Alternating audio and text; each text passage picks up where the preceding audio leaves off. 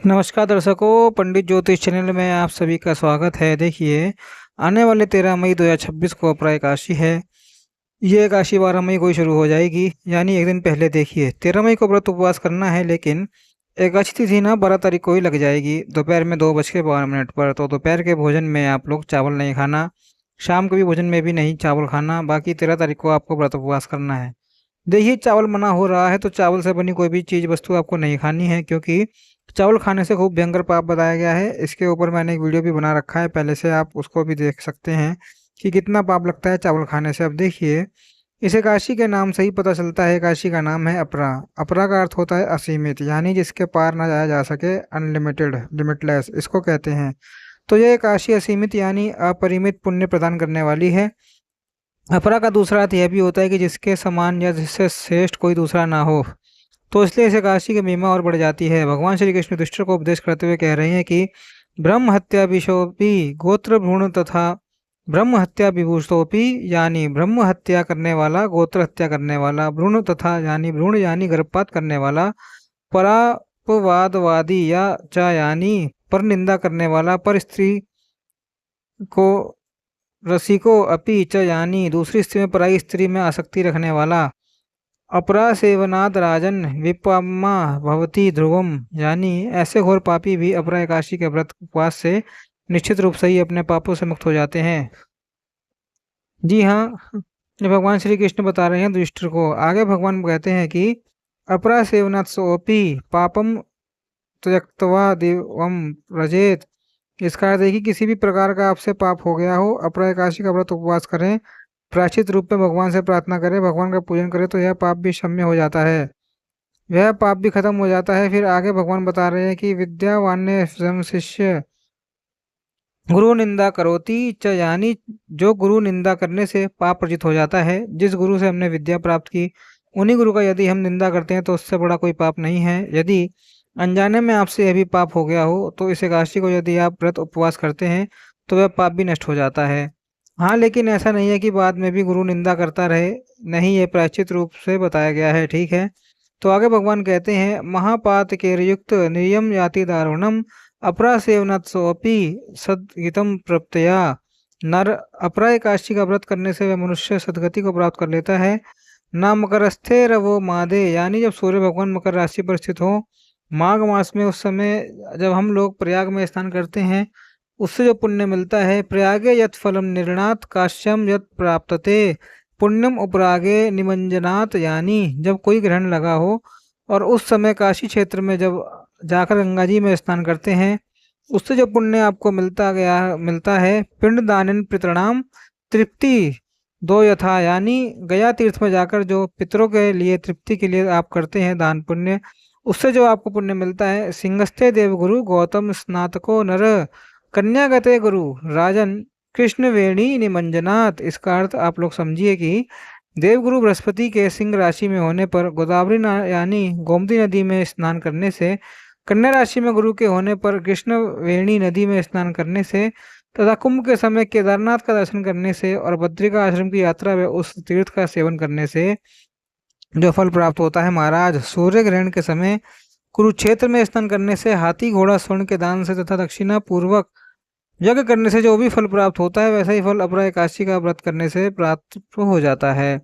सद्य प्रसूता, हाल ही में ब्याई गई गाय है ना, स्वर्ण और भूमि सहित जो दान करने से मनुष्य को फल प्राप्त होता है, वह फल अपरा का व्रत करने से मिल जाता है। आगे भगवान कह रहे हैं कि पाप धर्म कुठारी पाप धन दवानल।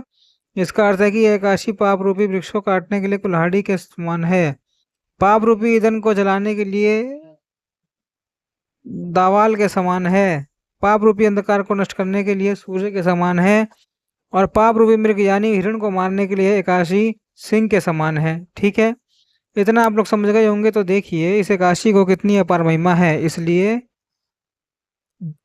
इसको अपरा एकादशी कहा गया है। आगे वर्णन आता है कि अपराम समुपोषव पूजत्वा त्रिविक्रम सर्व पाप विनिर्मुक्तो विष्णु लोके महयते।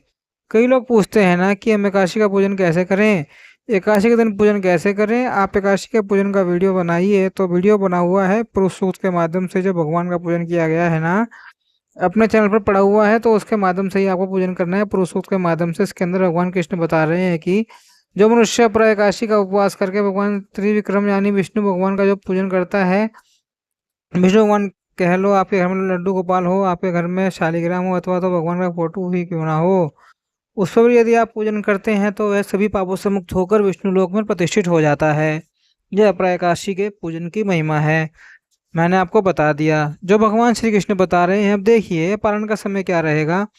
13 तारीख को आप लोग व्रत करेंगे, उपवास करेंगे ही। 14 तारीख को ना पालन का समय रहेगा, सूर्योदय से लेकर सुबह 8 बज के 14 मिनट के बीच में आप लोग पालन कर लेना।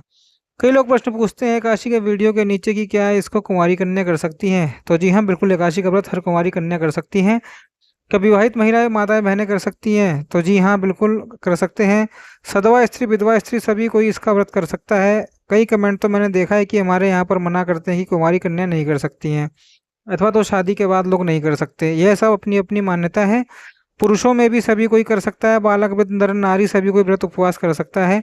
अब कई लोगों को ना दवाई लेनी पड़ती है और वह व्रत उपवास भी करना चाहते हैं, तो क्या दवा से व्रत टूट जाता है? नहीं, दवा से यानी औषधि से व्रत नहीं टूटता है। बाकी यदि कोई पूर्ण निराहार रहकर व्रत उपवास नहीं कर सकता है तो आप लोग फलाहार करना, बाजारू चीज वस्तुओं से बचना। खाने में जो फलाहार के नाम पे मिलता है, चूड़ा दही मिलावटी आदि जो भी मिलता होगा उससे बचना, क्योंकि वह शुद्धता नहीं रखते हैं। पैक सामान हो गया वो कुछ मत खाना वो लोग, और उससे अपने व्रत उपवास का सत्यानाश हो जाता है। तो घर में ही आप लोग फल ले आना, अच्छे से धोकर उस फल का सेवन कर सकते हैं। शुद्ध पवित्र दूध मिल जाए तो उसको भी आप लोग व्रत उपवास में समन्वित कर सकते हैं, खा सकते हैं, ले सकते हैं। इससे व्रत उपवास खंडित नहीं होता है। अब देखिए पुरुषोत्तम मास शुरू होने वाला है, तो आप लोग क्या करना है कि एक वीडियो मैंने बनाकर रख दिया है अपने चैनल पर, उसको आप लोग देख लेना। पुरुषोत्तम मास की कैसी अद्भुत महिमा है उसके अंदर आपको समझ में आ जाएगा। पुरुषोत्तम मास के ऊपर ही वीडियो बन जाएगा। उसके पूजन का ना बड़ा अद्भुत है, उसके अंदर वर्णन मैंने शास्त्र में पढ़ा है, मैं बनाऊंगा। अब पुरुषोत्तम मास में जो पूजन की विधि बताई है ना, वह लक्ष्मी जी को मतलब घर में स्थिर करने की विधि बताई गई है कि किस प्रकार से पुरुषोत्तम मास के पूजन के माध्यम से आप लोग लक्ष्मी जी को स्थिर कर सकते हैं। फिर पुरुषोत्तम मास में दीपदान की महिमा है, उसका भी मैं विधान बता दूंगा अलग से। पुरुषोत्तम मास में मालपुआ दान की महिमा है, लेकिन शास्त्रीय ढंग से मैं आपको बताऊंगा जो आजकल इंटरनेट पर फैला रहे हैं। लोग मुझे भी बेचते हैं, देखिए तो कोई शास्त्रीय बातें नहीं लगती, इधर उधर की बातें ज़्यादा लगती हैं। ठीक है, बाकी किसी की निंदा स्तुति में आपको नहीं पड़ना है। हमको अपने शास्त्र के अनुसार जैसा शास्त्र में बताया है वैसा ही चलना है। वीडियो आप लोग देखते रहना, पुरुषोत्तम मास का पूरा लाभ लेना, क्योंकि ये हर 3 वर्ष पर आता है, हर बार तो आएगा नहीं, हर 3 वर्ष पर आता है, 3 वर्ष बाद आता है। यदि आपकी आयु कोई मान लीजिए 60 साल का है तो कितने बार ही आ जाएगा, है ना, 10-20 बार। वो भी आपका इतना साल तो निकल गया, कुछ ही साल बचे हैं। तो जितने भी कुछ पुरुषोत्तम मास हमको मिल जाए उनका लाभ ले लेना चाहिए। मिलते हैं अगले वीडियो में, जब तक के लिए ओम नमो नारायणाय, ओम नमो भगवते वासुदेवाय।